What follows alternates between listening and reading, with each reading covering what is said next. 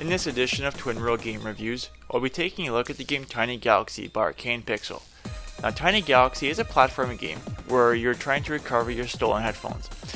And as you can see on the title screen, you get to move around, so there's a bit of interaction, which is cool.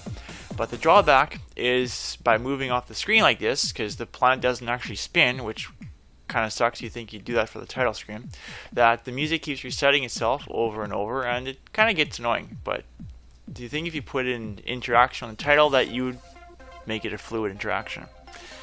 And so then as you go into the game, there are 6 worlds. As you notice, the stars there said text initially, and so if I back out, keep track there, it comes up and see text, and it goes to the number. Hitting minus kind of does the same thing, which as you hear resets the music as well, which is kind of an annoyance. You'd think they would program the minus to not function here, because there's no need to back out to the menu screen when you're on the menu screen, and then also having the text already be loaded with the number before it actually loads the menu screen up. But that's just a small thing. As you can see on the screen though, there's, like I said, 6 different worlds. I'm not going to show them all through this for you to spoil it, but the graphics look pretty cool for this. I'm pretty impressed.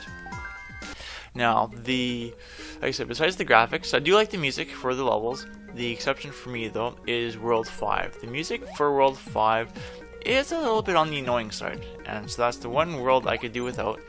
I do like the spinning planet concept, and so that's pretty cool watching stuff. You can just go around and around and around, and if you actually end up jumping at the wrong time sometimes, then what'll happen is that you could end up going off the screen because of the way the gravity works. And speaking of jumping at the wrong time, once in a while you can actually get it where you end up doing a double jump on the planets.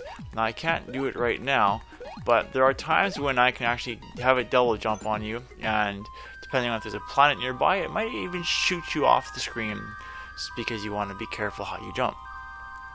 And another issue for me is that when you go into a level, you can't jump right away. You have to move first, so it doesn't recognize your button pressing.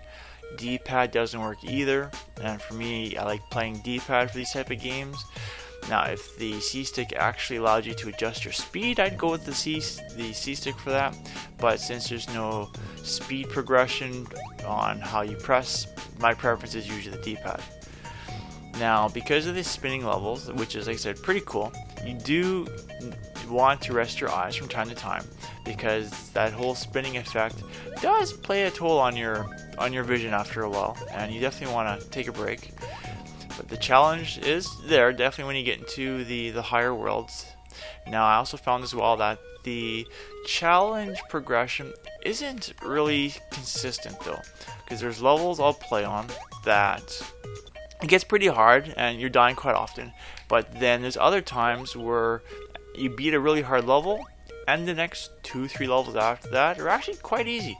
So you'd think that progression would be there from the first challenge and working its way up, not getting you to a hard level and then giving you a bunch of easy levels and going back to a hard level. And also when you die, like I've been doing here, the music resets itself in the level. That is really annoying for me, because if you're dying, over and over again, you can hear those same few beats over and over again. You think the game would be set so that way the music would just keep on playing smoothly. And also, if you back out of a level, or if you've beaten a level, as you can see, I was in World 2, I'm now back on World 1. So the level system doesn't actually save the world you came out on, even though it does save your stars. So that's a bit of an annoyance, because you have to go back onto your touchpad again and go back to the world you want to go to. But like I said, the game is great. Like the music, graphics, decent challenge. I would definitely give this a 7 out of 10, and that's it for this review.